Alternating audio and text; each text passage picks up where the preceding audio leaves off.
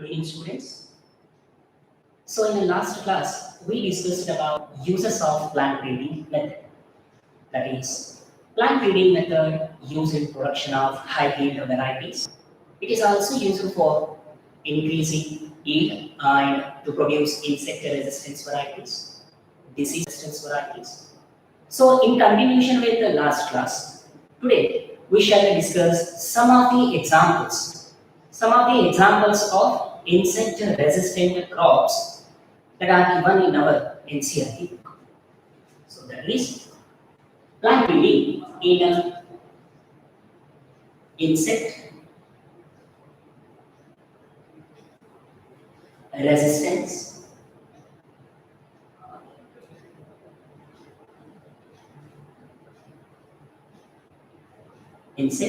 resistance crops or crop variety.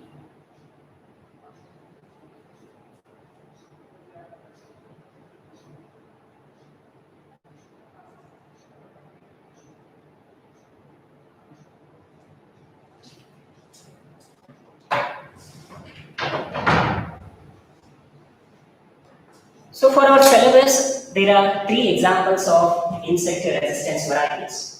What are the three examples of insect resistance varieties? One, say there are crops variety.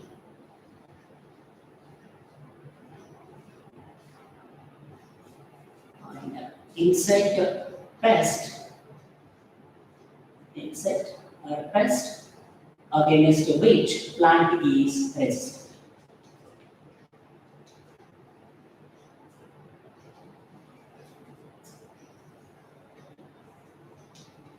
So the first crop given for our syllabus is, it is brassica.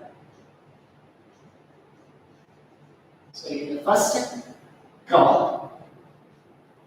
Brassica, complete name is Brassica napus. Okay, and brassica is commonly called as rapeseed mustard. Rapeseed mustard.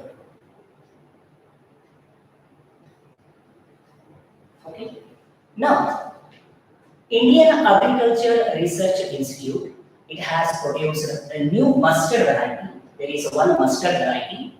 Name of that mustard variety is Pusa Gaurav. So there is a variety called as Pusa Gaurav,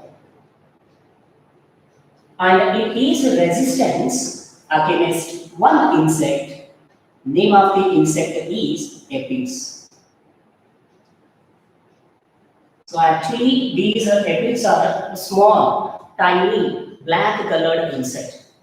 They attack on plant. They suck all the sap, plant sap, and thereby cause loss of yield. But these aphids cannot damage. This is a new variety of mustard. What is a new variety of mustard? It is a Pusa Gaurav. Another example for insect resistant variety, it is flat beans. Flat beans. So there are two new crop varieties. One is called Pusa Sen 2. Another variety is Pusa Sen 3. Now this Pusa Sen 2 and the Pusa Sen 3, they are resistant to three types of insects. One is aphids, another one is jassids, and one more insect is fruit borers. Fruit borers. Okay. So Pusa Sen 2, Pusa Sen 3, they are new variety of flat beans. Actually, in the last class while explaining these things, I had written this as a bindi variety. Kindly forgive. I'm sorry for that. Actually, it is flat beans. So the plant beans varieties of Pusa cell 2 and Pusa cell 3, they are resistant to aphids, jassids and fruit borer. Now the last crop that is given in our MC activities, it is okra. Okra, also called as bindi. Okay. So again in a bindi variety, there are two examples. One is Pusa Savani. It is Pusa Savani, and another one is Pusa A4. Okay, so Pusa Savani and Pusa A4, these two are bindi varieties, and these are resistant to two types of insects, that is shoot borer and fruit borers. So what is the meaning of borer? They attack on a fruit, they make a small holes in the fruit and they lay the eggs. That is what we call as fruit borer insect. But such insects cannot damage Pusa Savani and Pusa A4. Okay? So these all are example for insect resistance crop varieties that are produced by our Indian Agriculture Research Institute by using a plant breeding method.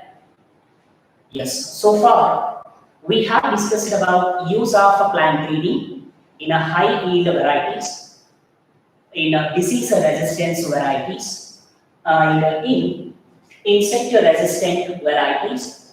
And there is one more use of plant breeding method. What is the one more use of a plant breeding method? That is plant breeding for improving food quality. So that we shall discuss now.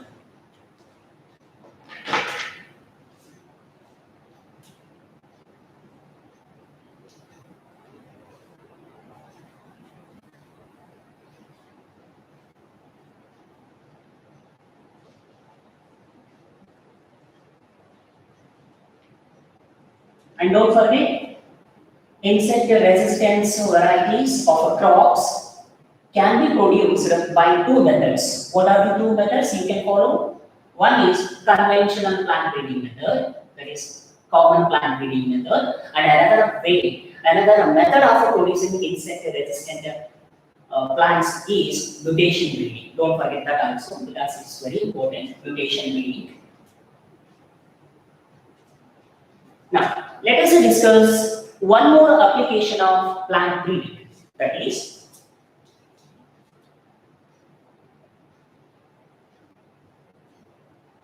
plant breeding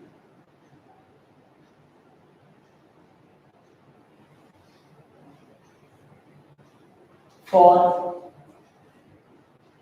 improved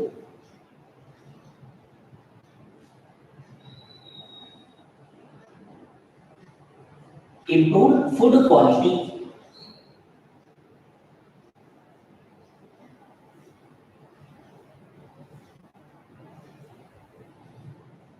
Okay, so plant breeding for improved food quality. You know that across the world there is a one major problem, that is hunger. No, yeah, hunger problem is common all over the world, and it is calculated that nearly across the world nearly 840 million people, they are suffering from hunger. Okay.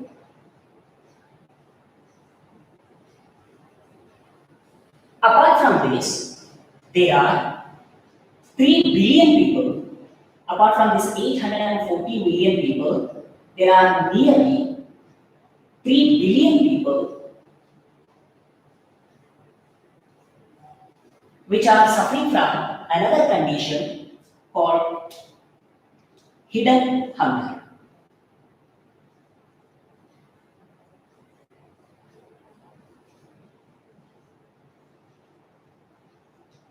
Okay. Now, what is the difference between hunger and hidden hunger?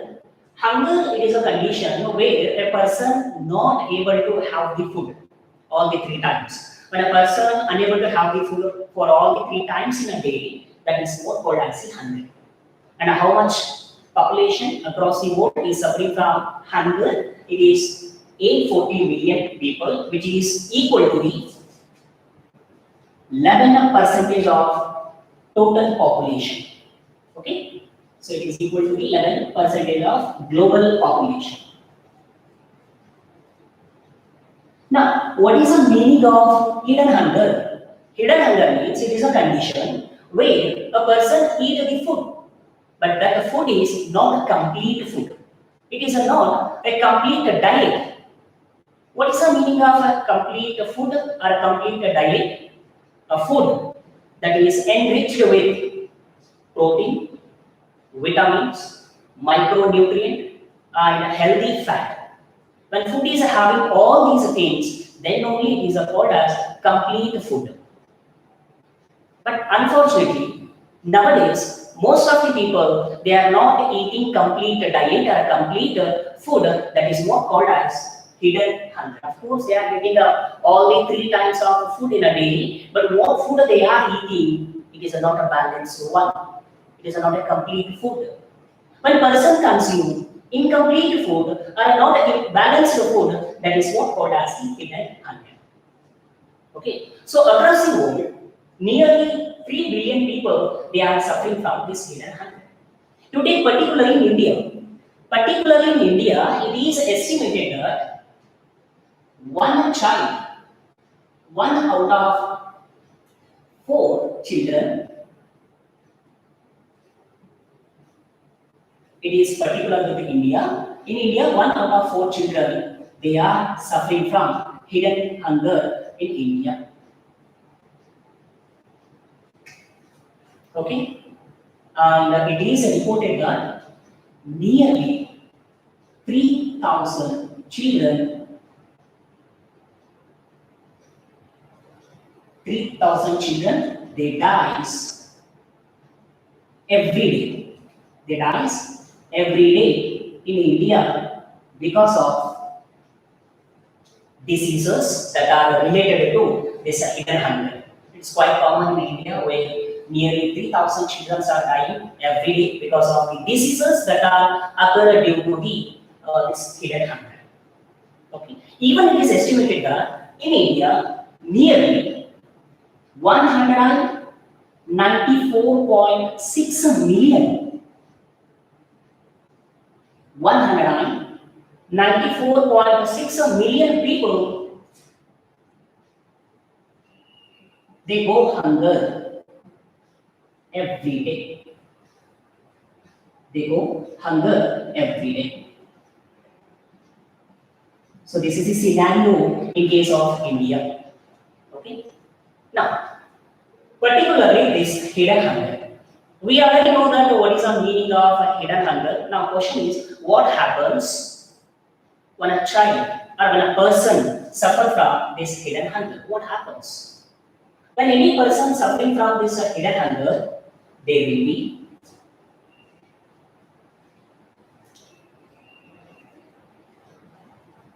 reduction in lifespan.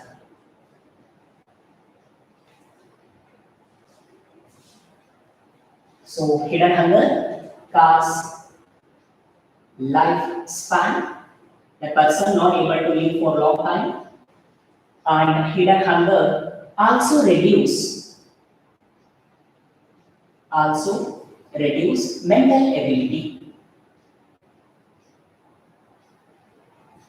Mental ability. And it also cause, hidden hunger also cause high risk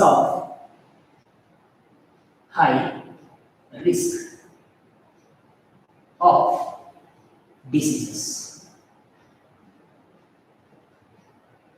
So these are the problems associated with hidden hunger. Now, what is the solution for this? How to beat this hidden hunger in India? Very simple. Ask all the Indian citizens to consume complete diet like milk, fish, meat, vegetables, and the fruits. When people start eating these all diet, naturally you can build hidden hunger. But what is the problem? In India, there are so many people who cannot afford, who cannot buy these such type of foods like vegetables, fruits, fish, right? So until and unless every citizen is provided with a balanced diet, you cannot beat hidden hunger in India. As a solution for this, in order to get a solution for this, a method was introduced. There is a method called as biofortification. Yes, there is a solution for this hidden hunger. What is the name of that? Biofortification.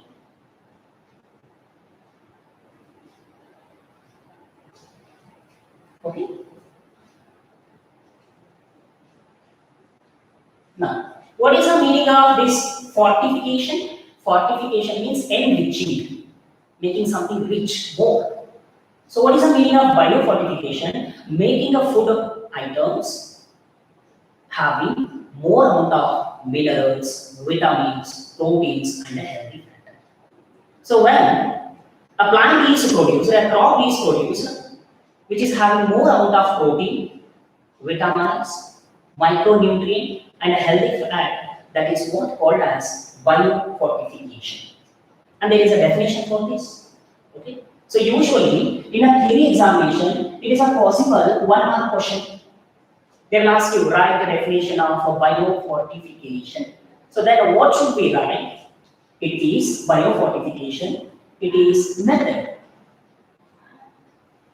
It is method of breeding. Here breeding means to produce. Biofortification, it is a method of breeding crops. Having high level, high level of vitamins, comma, micronutrient, micronutrients, or high protein, high protein, or healthier fat, healthier fat. Yes, so this is the exact definition for biofortification as per our NCRT. Okay, it is a method of breeding the crops having high level of vitamins, micronutrient. What is the meaning of micronutrients? So some of the elements like calcium, zinc, magnesium, iron, they are comes under the micronutrient. So food should contain micronutrient as well. And food also should contain a high protein level and healthier fat. See, here I have specifically written healthier fat. Okay, because there are some LDL, low density lipids, which are not healthy. So the crop should have healthier fat. So when you produce a plant having all these things, then the process is called as the biofortification, which you can expect for 1 mark question. Okay. But sometime in a theory examination, they may ask you another 3 marks questions. There is a possibility of asking another 3 marks question. What is that? What is a biofortification? Mention its objectives. Mention its objectives. Objectives means purpose. So we should listen. We should write all the objectives of biofortification.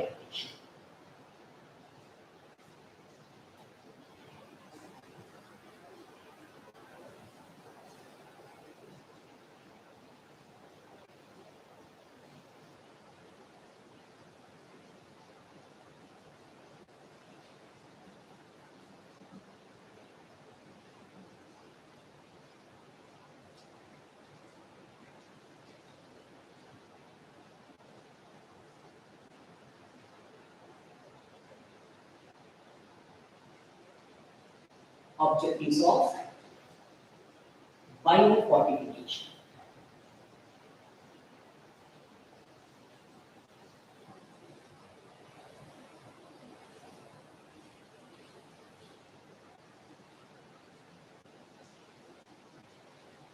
So in a theory exam, it has been asked what is a biofortification, mention its objectives, purpose. So what are the purpose of biofortification? First purpose or first objective is improving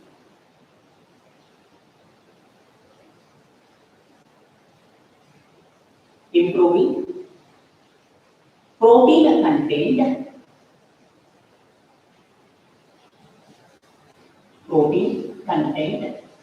and quality of protein.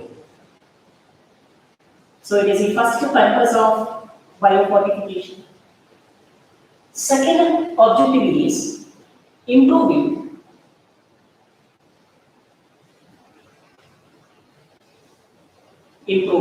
oils content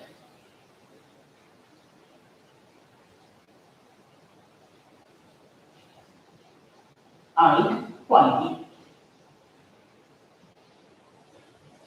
It is the second objective.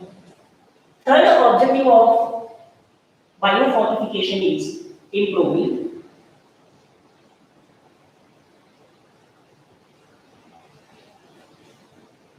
vitamins content. Food should have vitamins also. And finally, one more objective of biofortification is improving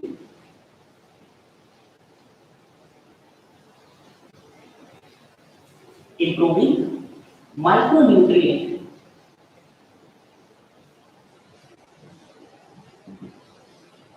and mineral content.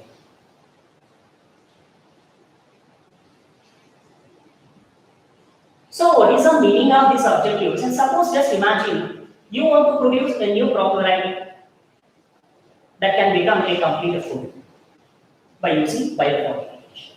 So when you decided to produce a new crop that should contain protein, that the crop should contain oils, not just oil, quality oil, that crop should contain vitamins, micronutrient, mineral, then only that food is called as a complete food. Okay, so these are the objectives of biofortification, and as I said already, it can be asked for 3 marks as definition for 1 mark and objectives for 2 marks. Okay. Now let us see some of the examples for biofortification that are given in our NCERT. So in our NCERT book, they have given example.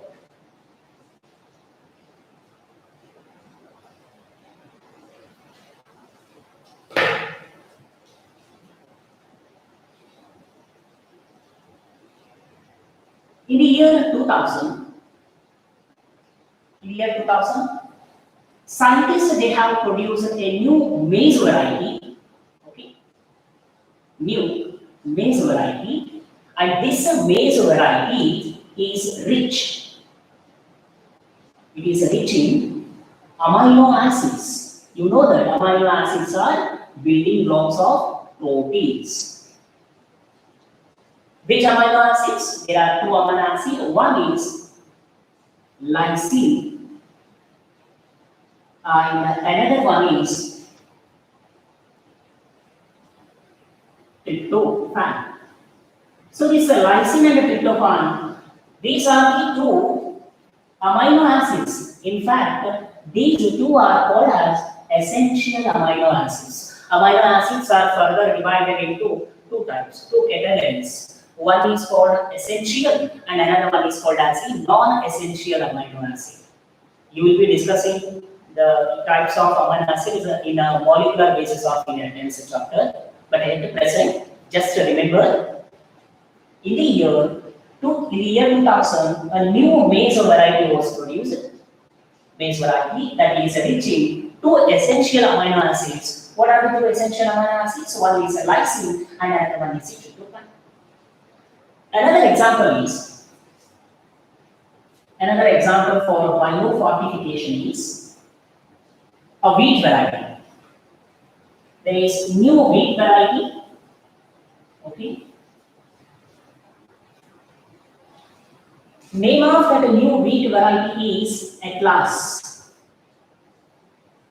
Atlas 66. So this Atlas 66, it is a new wheat variety.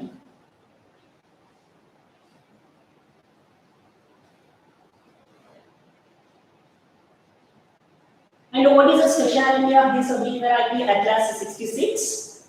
It is having high protein content. It is having high protein content. Because of its high protein content in nature, Atlas 66 is used as a donor plant. Donor plant in producing new wheat varieties. Okay, so what is the specialty of Atlas 66? It is a wheat variety having high protein content. And there is one more variety, that is fortified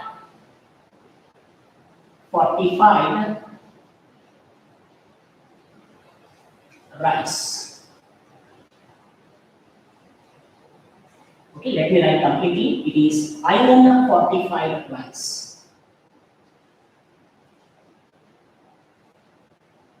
Okay, so there is a rice variety called iron fortified rice. And what is the specialty of this rice variety? This new rice variety is having 5 times more iron compared to normal rice variety. Normal rice variety also contain iron, but in a negligible quantity, in a very small quantity. But compared to normal rice variety, this iron fortified rice is having 5 times more iron. So these are the example for biofortification at an international level. Whereas our Indian Agriculture Research Institute, IARI, it also produces some of the crops, okay, that are rich in various mineral and nutrients.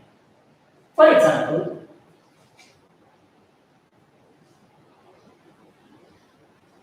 vitamin A content. Right? There are three plants. One is pumpkin, another one is this carrot, and another one is spinach. Listen, our Indian Agriculture Research Institute, it has produced 3 new plant varieties, and these 3 varieties are rich in vitamin A. Okay.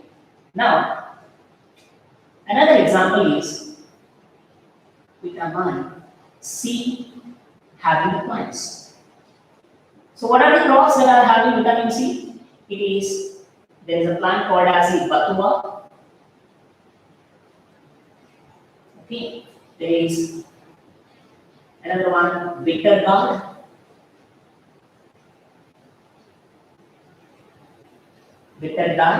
One more is mustard plant, and finally tomato. Yes, these are the 4 varieties: batua, bitter gourd, mustard, and tomato. These are the new crop variety produced by our IARI, which are rich in vitamin C. Now, another one is some plants, they have calcium and iron content. Okay, the crops which are rich in calcium and iron, it is batua. There is a plant called as batua, and another one is spinach. Okay. And finally, the crops which are having a protein rich crop varieties. Example, French beans, lab beans, lab beans, and garden peas.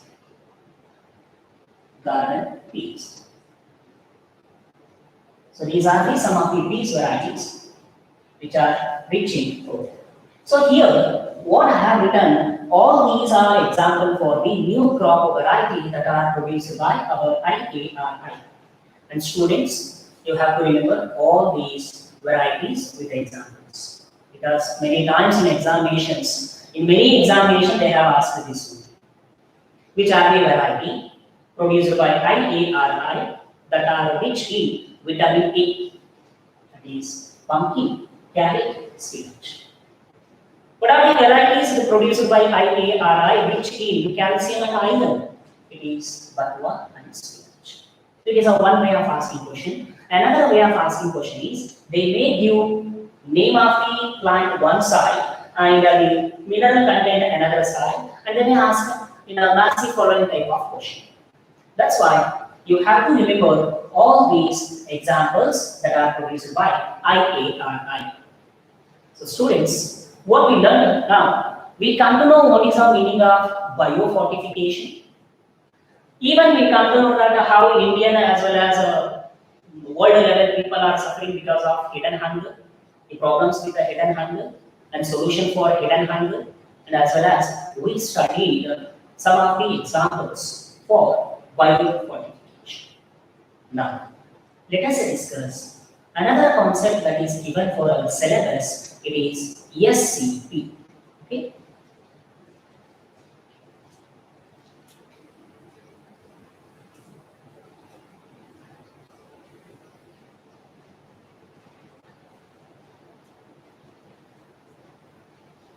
Now, still there are three concepts. One is SCP. After that, tissue culture, and finally, somatic hybridization technique. So, if we complete these three concepts, that will be the end of this chapter. Okay. So, let us discuss another concept. Name of the concept is SCP. So, what is the full form of SCP? Single cell protein.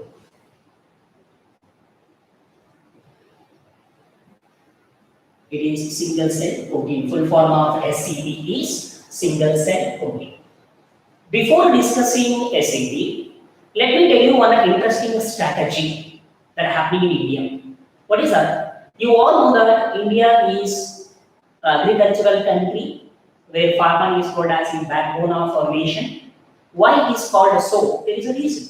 What is that? Nearly 62% of Indian population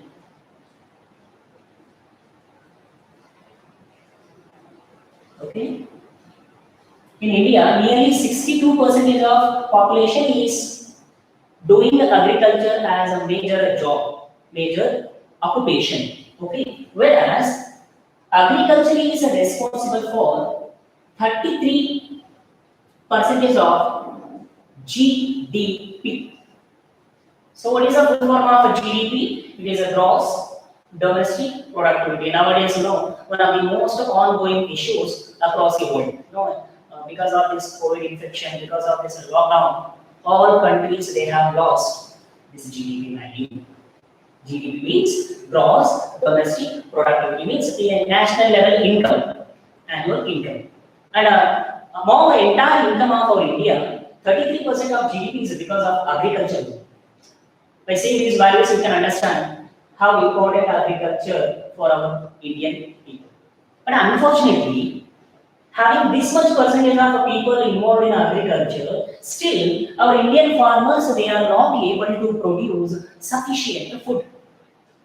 Of course, plenty of people in India they may have involved in agriculture, but still in India there is a very much shortage of food. Okay, why it happens? Right? What is the main reason? Answer is very simple. We are following a conventional agriculture practices. Conventional means old practice. Traditional methods we are following, and we don't have much new varieties, and we don't have much new technology. Because of all these reasons, there is a decrease in the production of agriculture product, and one major reason is it is population explosion. You know that how population is increasing in India. And because of greater increase in the population, it is not becoming possible to provide food for all the people. And what people are thinking, since not all people are getting the vegetables, fruits, and pulses, some people they have shifted to non-vegetarian mode of nutrition. Okay, since vegetables, pulses, fruits, they are so costly, some of them they have shifted to non-vegetarian mode of nutrition. Thinking that yes, we can shift to the non-vegetarian mode of nutrition, right? By reducing the price of these crops, pulses, and the vegetables. But actually, if we start eating a non-vegetarian, still there is a very much demand for the pulses. How? To get 1 kilo of meat, 1 kilo of meat, we have to invest nearly 3 to 10 kg of pulses to that animal on which we are consuming. So shifting to non-vegetarian mode of nutrition again increased demand for the pulses. So overall, there is a bigger problem regarding the shortage of food in India. And what is the solution? This is the best solution to overcome shortage of food in country like India, that is single cell proteins. What is the meaning of this single cell protein? Listen, there are some organisms, specifically there are unicellular organisms which are microscopic. Microscopic unicellular organisms which are very much rich in a protein. Let me write some examples. In order to make this concept very easy, let me write some examples. There are some bacteria. There are some bacteria. There are some cyanobacteria. There are some cyanobacteria.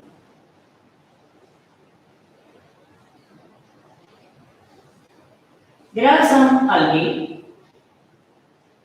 And even there are some fungi. Okay?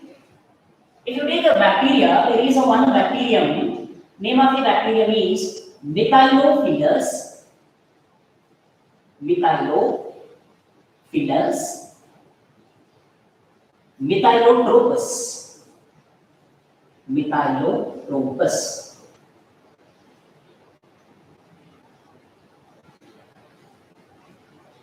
So what is the complete name of the bacteria? It is Methylophilus methylotropous. If you take cyanobacteria, spirulina, it is a cyanobacteria called spirulina. And if you take algae, it is chlorella. Chlorella. Okay. And what about a fungi? Fusarium. Fusarium graminearum.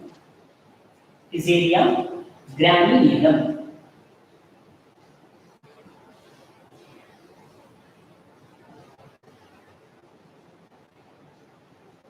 Listen students, whatever examples here I have written, that is Methylophilus methylotropous, spirulina, chlorella, Fusarium graminearum, all these are unicellular or single cell organisms. Even they are single cell organisms, still you can use them as protein source. Okay? That's why, since they are unicellular, they are rich in a protein, so they are called as single cell proteins. So now scientists are working on using of these all single cell organism as a protein instead of using pulses. Of course, pulses are very good source of proteins, but since they have become a costlier, people are shifting towards this alternative mode of nutrition. When people are using these organisms as a source of protein, then it is called as single cell protein. It is being practiced. It is being practiced in some countries like China, Japan, where people are using these. But compared to other sources, they are very best. Why?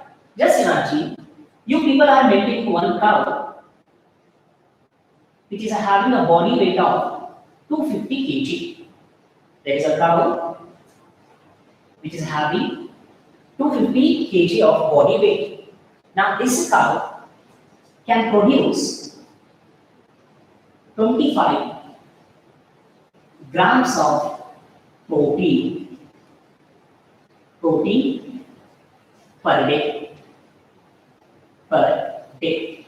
So we are maintaining a cow having a body weight of 250 kilo, and we are collecting a milk from that. And how much protein will be there? It is nearly 25 grams in a 1 year. But instead of a cow, we just take this Methylopilus bacteria to take only 25 grams, just 25 grams of, one second, make it as 250 grams.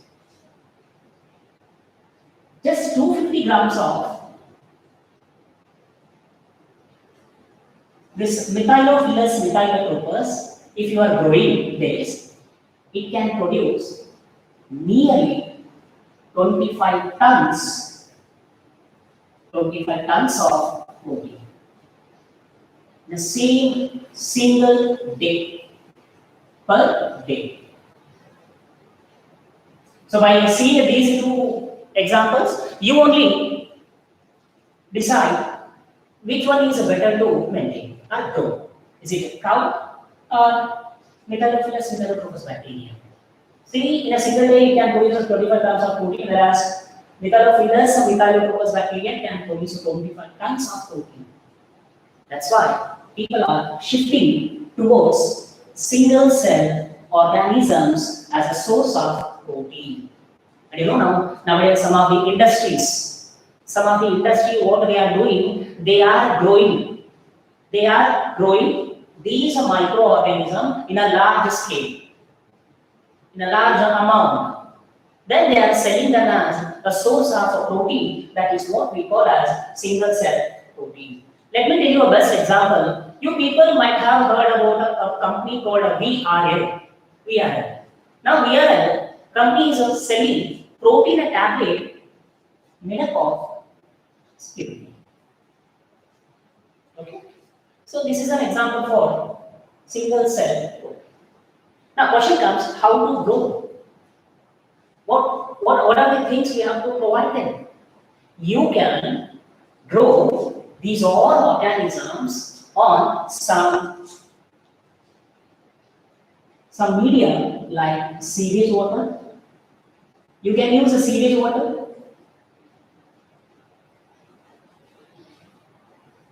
or waste water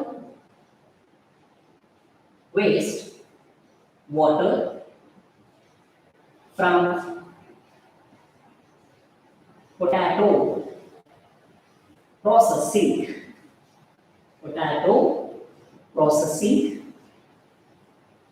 plant.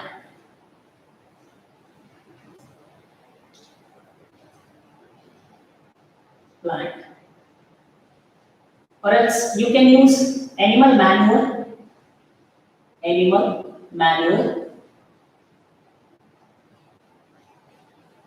or you can use molasses.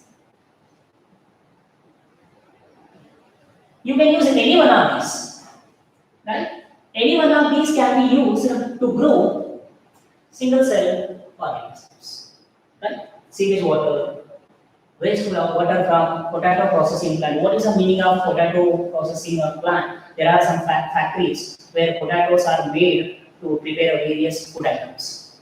Right? Before that, potato will be washed, and whatever the wastewater comes after the washing of potato, that will be rich in a starch. You can use that water also. Or else we can use animal manure, right? You can use molasses, or even straw can be used in order to culture, in order to grow these microorganisms. Select any one of these media, say sewage water. In a sewage water, allow this spirulina to grow. It will grow very fastly. Collect it, dry it, powder it, then the protein media. Not just protein, they also contain a very good amount of carbohydrate, fats, and minerals also. But as per our NCRT, we should go as per NCRT that these all are the organisms that are rich in protein. Among all these, again, Methylophilus and Methylotropous bacteria, it is having highest amount of protein, that is nearly 85%. It is a good option to use as SCP. Now, what are the advantages of this SCP? One advantage is if people are started using these as a food, naturally the other food product like vegetables, fruits, pulses, cereals, their cost can be managed. One advantage. Second advantage is these are also helpful for the controlling environmental pollution. They control environmental pollution. Okay. So this is all about single cell protein. So what are the possible questions you can expect from this? For theory exams, they may ask you full form of SCP and any one of the example. Okay. And on which media we can grow this single cell proteins. So this is all about SCP, single cell protein. So we are almost at the end of this chapter, that is strategies for enhancement in food production. The last concept left, it is tissue culture. Okay.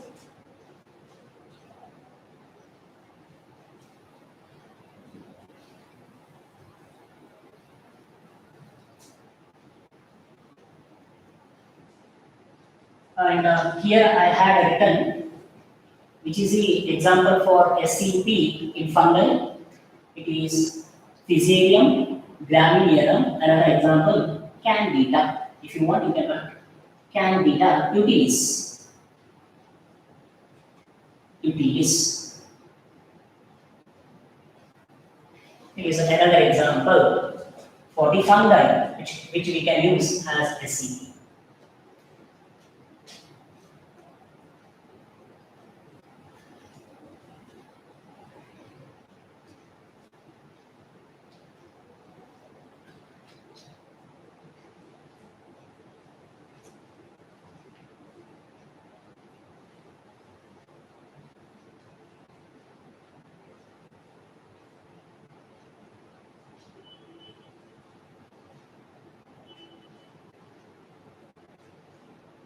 Yes. Now, let us discuss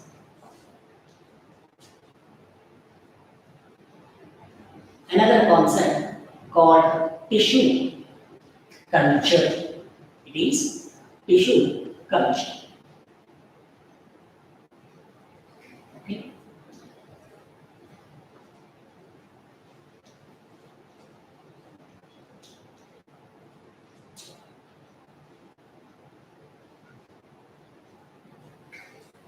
So, what is the meaning of tissue culture? There is a scientist, his name is Morgan. Okay, there is a scientist called Morgan, a very famous scientist. He is popularly called as father of practical genetics. You will come to know when a zoology faculty will start that genetics chapter. That is principles of inheritance and variation. In that chapter, you will come to know the contribution of this Morgan. He is called as father of practical genetics. This man Morgan, he introduced one term. What is that? Totipotency. It is totipotency. Now, what is the meaning of this totipotency? It is the ability of a plant cell to develop into the complete plant. Okay. So, what is the meaning of totipotency? In case of a plant, you take any cell, living cell, any cell taken from a plant body can develop into a complete plant. The ability of a plant cell is called as totipotency. This term totipotency was first given by our scientist Morgan. So, how do you define a totipotency? It is ability or capacity. Ability of a plant cell to develop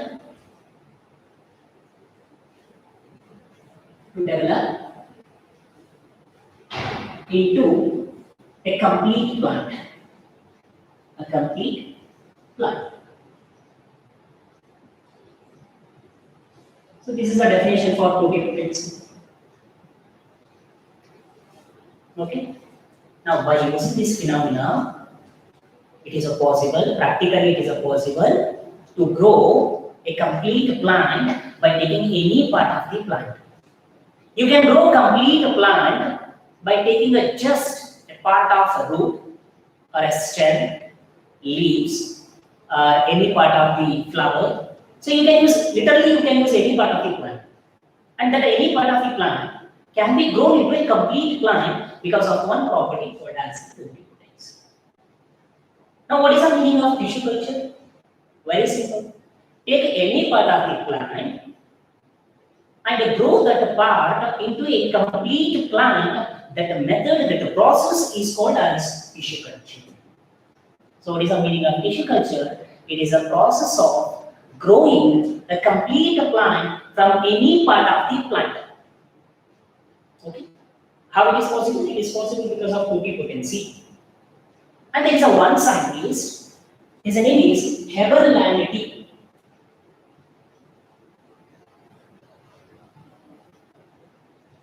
Okay, there is a person, Heberlanity. This fellow, in the year of 1902, conducted a tissue culture for the first time. Okay, what he did, he took a carrot, he chopped that carrot into so many pieces. He took a small piece of carrot and he tried to grow that into complete carrot plant. So since tissue culture was for the first time done by Heberlanity, he is called as father of tissue culture. Not even in NCERT, still it is important. Heberlanity is called as father of tissue culture. He conducted experiment on which plant? It is a carrot plant in the year of 1902. Okay, but here one small thing comes. Taking any part of the plant and keeping in a lab doesn't work. You have to keep that plant part on a suitable medium. Now, what is the meaning of a media? Media is something that provides all the essential requirement to that plant. Because for the plant to grow, it needs vitamins, it needs minerals, it needs carbon source. So it needs all the things, right? All the requirement. So we only have to provide requirements to the plant. That is what called as culture media. So please do remember what is the meaning of culture media.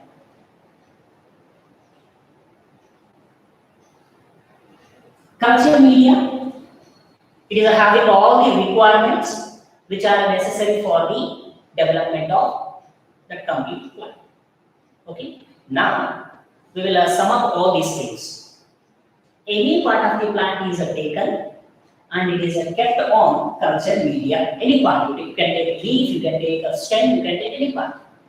And when any part of the plant is kept on culture media, what happens? That part would completely develop into a new plant. That is what called as tissue culture. Let us modify this definition further. When we are doing tissue culture, we should maintain aseptic condition. Aseptic condition. This is absolutely necessary It is a must, compulsory for tissue culture, aseptic condition. Now, what is the meaning of aseptic condition? Septic means contamination, polluted. Now, what is the meaning of aseptic? Not got contaminated. See, in tissue culture, we are using culture media. And what culture media will be having? Culture media will be having carbon source. Culture media will be having vitamins. It will be having hormones. Culture media will be having minerals. It is also having amino acids. It means literally culture media is having all the necessary elements. Now when we keep this in a lab, some unwanted microorganisms present in the air. The unwanted microorganisms which are present in the air, they may attack on this culture media, they may use them. When the unwanted microorganisms are using our culture media, tissue culture cannot be successful. So what we have to do? We have to avoid contamination of culture media by the microorganisms. That is what called as the aseptic condition. Somehow we have to avoid. Somehow we have to avoid growth of unwanted microorganisms on this culture media. The process is called as aseptic condition. Now let us sum up all these things. You will get a definition for tissue culture. So what is a tissue culture? Tissue culture is a process of growing a complete plant from any part of the plant by using culture media on aseptic condition, under aseptic condition. So when we are growing any part of the plant into a complete plant on a culture media under aseptic condition, that is what we call as tissue culture. And repeatedly I am saying any part, you can call it as explant. So what is the meaning of explant? Explant means any part of the plant that we are using for tissue culture. If I am using a leaf, now leaf is called as explant. No, I am not using leaf. I am using stem. Stem is called as explant. So any part that we use for tissue culture is called as explant. See, it has a beautiful meaning. Explant means here X means exercise. Exercise means cut. So we are taking a plant and we are cutting a leaf and we are taking that leaf piece. Now that leaf piece is called as an explant. And we are keeping this explant on culture media. When an explant is kept on culture media under aseptic condition, definitely that explant will develop into a complete plant. That is what we call as tissue culture, one of the major important part of biology. Nowadays, so many people they are working on this tissue culture. So students, in the next class, we shall discuss how tissue culture is done and what are the uses of tissue culture.